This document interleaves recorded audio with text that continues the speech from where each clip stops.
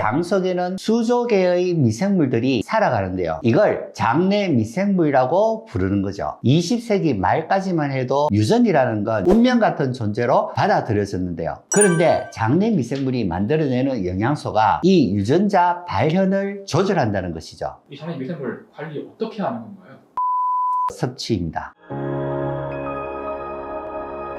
피디님, 장 건강이 안 좋을 때 보통 어떤 증상이 나타난다고 생각하세요? 장이면 소화기니까 소화불량, 변비, 설사, 장염 이런 증상이 나타나지 않을까요? 대다수 사람들이 그렇게 생각할 것입니다. 하지만 장 건강이 안 좋아지는 경우 특히 장내 미생물에 문제가 있으면 정말 많은 문제들이 나타납니다. 비만, 당뇨, 암, 심지어는 우울증, ADHD, 치매, 유전병까지도 발생할 수 있습니다. 네. 우울증, ADHD, 치매 이런 건 정신질환 아니에요? 이게 장 건강이랑 무슨 연관이 있다는 거예요? 아주 큰 연관이 있습니다. 건강은 장 속에 있는 미생물에 의해 결정된다라는 말이 있는데요. 오늘은 장내 미생물이 건강에 어떻게 영향을 미치는지, 그리고 장내 미생물을 어떻게 관리하는지 알려드리겠습니다. 장내 미생물이 뭔가요? 우리 몸속에는 정말 많은 미생물들이 살아가고 있어요. 특히 장 속에는 수조 개의 미생물들이 살아가는데요. 이걸 장내 미생물이라고 부르는 거죠. 이 미생물들이 장 속에서 수많은 음식물들을 분해하게 되고 단세 지방산이나 비타민과 같이 우리 몸에 꼭 필요한 영양분들을 만들어줍니다. 그러니까 마치 악어와 악어새처럼 인간에게 도움을 주면서 공생하는 존재인 거죠. 장내 미생물이 정신질환에 영향을 미치는 원리가 궁금하거든요. 장내 미생물들이 음식물을 분해해서 여러 영양분들을 만들어낸다고 말씀드렸죠. 그런데 아무리 좋은 음식도 너무 많이 먹으면 비만이나 당뇨병이 생기는 것처럼 단세 지방산이 너무 많이 생기면 신경에 염증을 일으킬 수 있습니다. 그리고 장내 미생물은 세로토닌이나 도파민 같은 신경 전달 물질을 만들어내는 역할도 하는데요. 세로토닌이 행복 호르몬이라고 불리는 만큼 뇌에서 생길 것 같잖아요. 근데 거의 대부분은 장에서 만들어집니다. 실제로 우리 몸에 필요한 세로토닌의 95%는 대장에서 만들어진다고 알려져 있고요. 장내 미생물에 문제가 생겨서 세로토닌이 부족하면 우울증이나 수면장애 등 온갖 정신질환을 유발하게 되는 거죠. 그러면 이 밖에도 장내 미생물이 관여하는 질병의 종류가 어떻게 되나요? 제가 정신질환에만 좀 집중적으로 말씀드렸는데요. 사실 장내 미생물이 만들어내는 영양소가 신경에만 영향을 미치는 게 아니거든요. 면역 능력에도 영향을 미치고 유전자 발현을 조절하는 역할까지도 하게 됩니다. 최근에는 후생유전학이라는 학문이 주목받고 있는데요. 20세기 말까지만 해도 유전이라는 건 절대적인 개념이라서 마치 죽음처럼 절대 피할 수 없는 운명 같은 존재로 받아들여졌는데요. 근데 21세기에 들어서 태어나서 경험한 것이 유전자의 특성을 바꿔준다는 것이 밝혀졌습니다. 최근 수십 년 사이 생물학은 유전자라는 것이 사실 언제 어디서나 발현되는 게 아니라는 사실을 밝혀냈는데요. 유전자는 마치 전등과 비슷해서 스위치를 올리면 켜지고 내리면 꺼지는 시스템을 가지고 있습니다. 그런데 장내 미생물이 만들어내는 영양소가 이 유전자 발현을 조절한다는 것이죠. 예를 들어 지방세포나 간세포의 유전자 발현을 유도해서 당뇨나 비만을 일으키기도 하고요. 면역세포의 유전자 발현을 유도해서 류마티스 관절염이나 근선, 다발성 경화증 등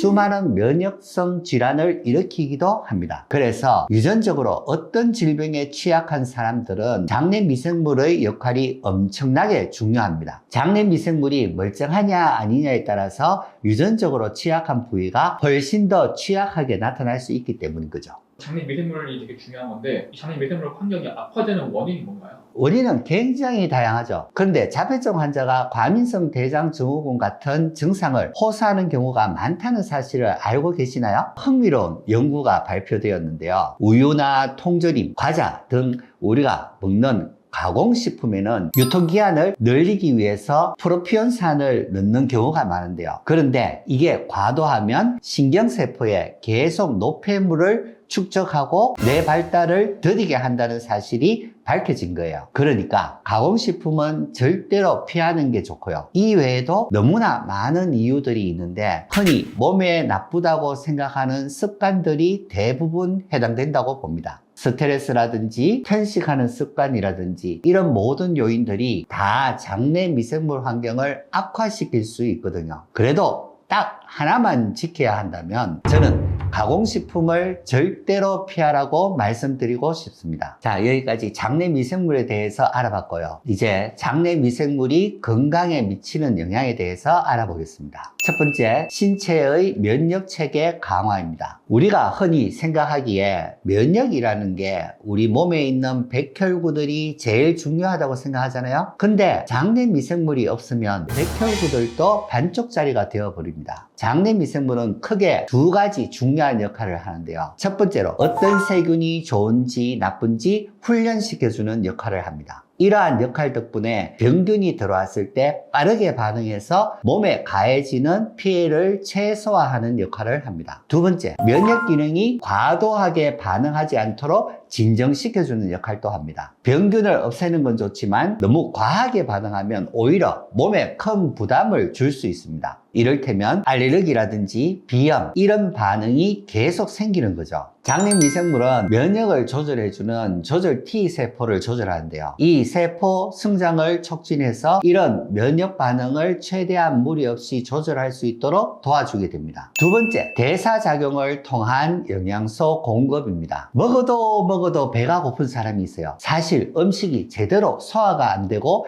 영양분으로 전환이 안 되는 경우 그럴 수 있거든요. 장내 미생물이 만들어내는 단세지방산은 우리 몸에 필요한 전체 에너지의 10%까지 제공할 수 있습니다. 쉽게 말해서 장내 미생물이 제 역할을 못하면 10%를 더 먹어줘야 한다는 거죠. 그리고 비타민 B나 K 같은 필수 비타민을 만들어주기도 하고 칼슘, 마그네슘 같은 필수 영양소를 더 잘 흡수할 수 있게 도와주는 역할도 합니다. 특히 마그네슘을 자주 섭취하는 분들 중에서 효과를 잘 못 본다면 이런 장내 미생물 문제가 있을 수 있는 겁니다. 장내 미생물이 되게 많은 영향을 미치는 건데 이 장내 미생물 관리 어떻게 하는 건가요? 장내 미생물 관리법에 대해서 한번 얘기해 볼게요. 프로바이오틱스 섭취입니다. 프로바이오틱스라는 건 우리 몸에 좋은 영향을 주는 유익한 미생물들을 의미해요. 그러니까 장내 미생물을 좋은 미생물로 채워주는 것이죠. 근데 아무래도 살아있는 미생물이기 때문에 유통기한이 굉장히 중요합니다. 유통기한이 지나면 먹어도 의미가 없어지는 거죠. 그리고 유통기한이 지나지 않더라도 직사광선이나 고온에 노출되면 죽어버리기 때문에 보관을 특히 주의하셔야 합니다. 혹시 먹었을 때 부작용 같은 건 없나요?